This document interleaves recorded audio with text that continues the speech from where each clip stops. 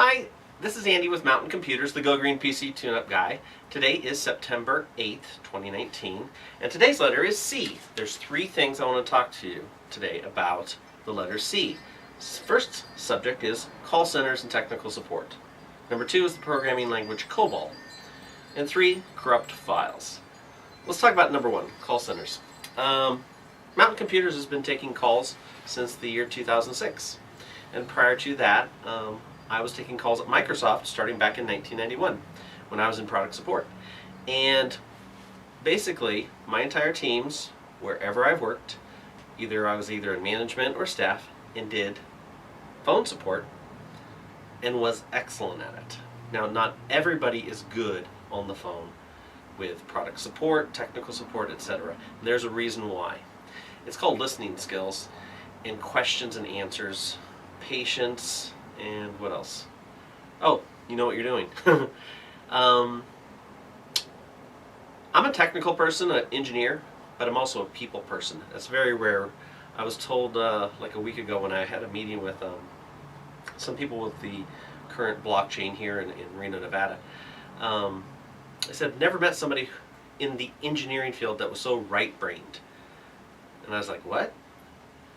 When it comes to call centers and technical support and working with people, your right brain is involved a lot when it comes to communications, working with people. The left brain is very logical and analytical, but then the right brain is very creative and artistic. So when you have a person in a call center that does both simultaneously, you really get a win-win. So you get communication skills, people skills, plus engineering, and hopefully a deep dive with great engineering skills. So in some businesses, those are called sales engineers, people who do sales and engineering. You can have people at various levels of leadership that do that. But in call centers, you want to have people on the phone that aren't just following a script. You want them to be listening actively, using a technique called the funneling technique, where at the top you have open-ended questions and you narrow down to the bottom closed-ended questions. Open-ended are like, when did this happen? Or when did it start happening? Those are sort of like answers that can't be answered with yes or no. Once you sort of say, oh, it started a week ago, a month ago, it changes sort of your priorities, it changes your thinking, changes how, in a call center, your calls are going to be like 3 minutes, 7 minutes. Now, mind you, when I was at Microsoft, the average call times for our teams had to be like 3 minutes. Mine was like 7 minutes. But the difference was people wouldn't call back Microsoft after talking with me, because I would answer their questions thoroughly and make sure that they were very happy. A lot of the calls that came back to Microsoft when they had a call time of 3 minutes or less was because the answer was never completely given. Just a partial answer. Get off the phone, my call times have to be low, and therefore I'm not going to give you the best customer service. I'm just going to meet my call times that my team supervisor or my whatever organization, my group, requires of us. It sort of sucked. I always got in trouble, but so what? You know, the focus is the customer and the bottom line of the company. So when it comes to call centers, are call centers expensive? They can be, unless there is a financial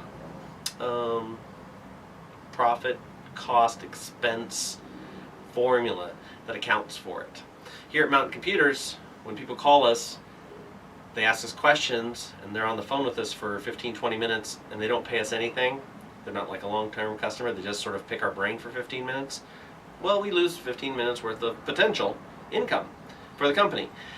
Most companies can't do that all the time unless a product is already in the hands of the customer and they've already paid a fee. So think about that when you call a call center or technical support. Remember that somebody's paying the person on the other end. Now, when you walk into a big box store and the person on the floor is there to answer your questions in order to make a sale, they've figured out that person's expense inside the sales equation. So that's why sometimes when you walk into some stores, you don't have a lot of people walking around. You got to find somebody, or there's just like not enough people to go around.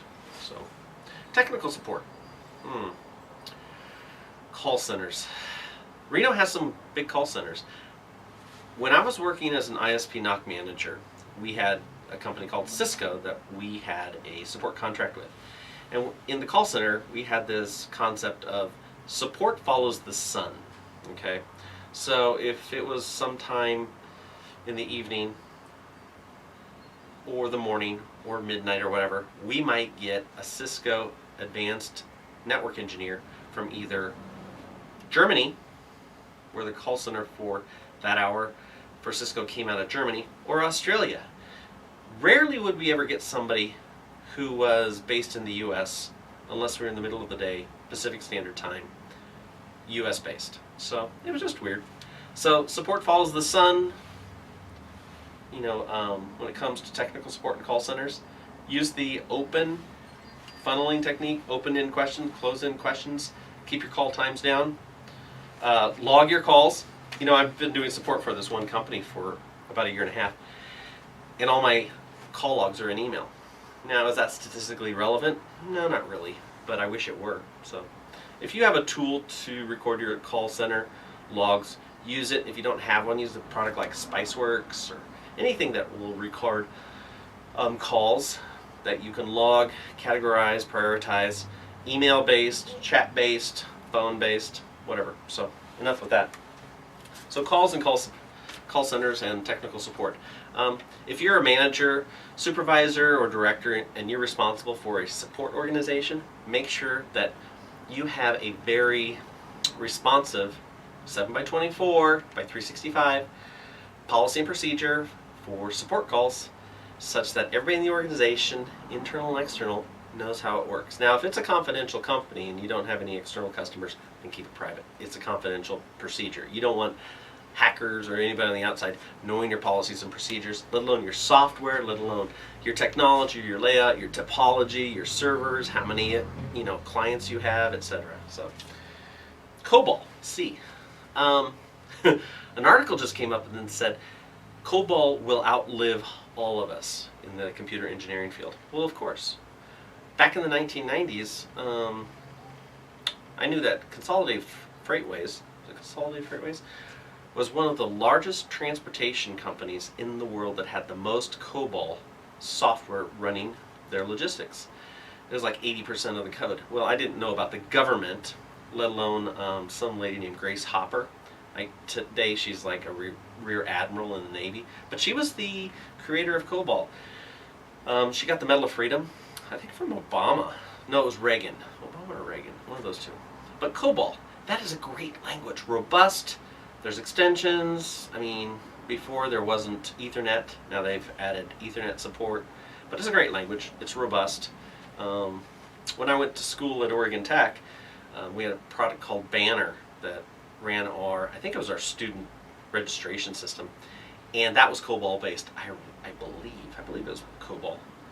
Can't be accurate about that. But I worked in campus computing there.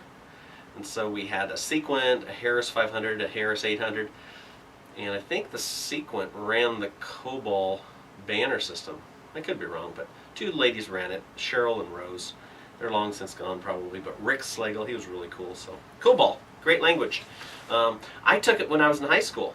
I started college classes in my sophomore, junior year in high school. And COBOL was one of the languages at Southern Oregon State College. Plus Fortran 77, great languages. So COBOL, interesting language.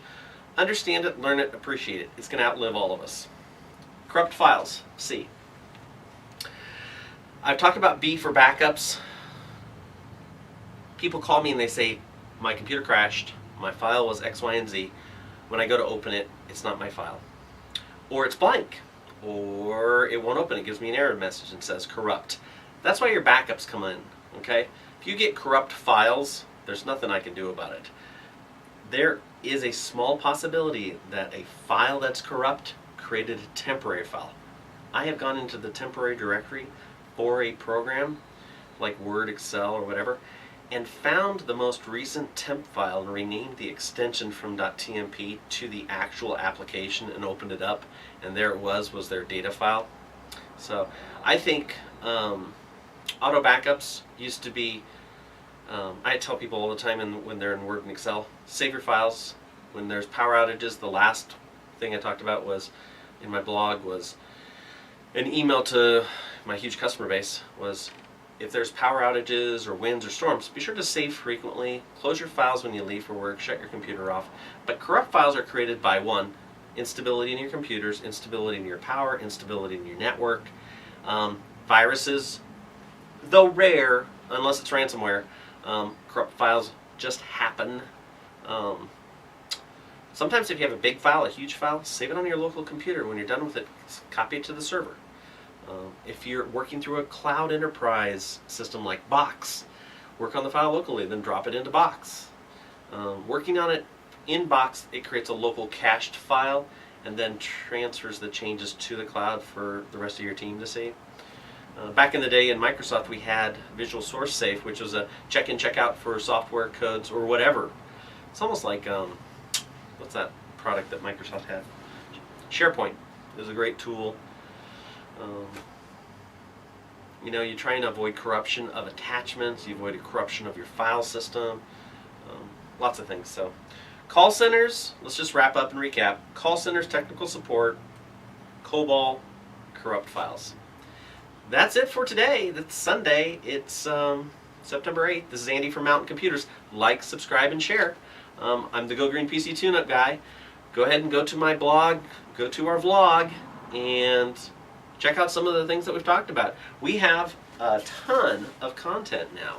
Now I've got to figure out what I'm going to do with this green screen thing, and I've got to figure out what I'm going to do with my intros, and I've got to do something with my blog while I work and support everybody with their computers. So again, Andy with Mountain Computers. Like, subscribe, and share, and have a great day, and we'll talk to you soon. Bye-bye.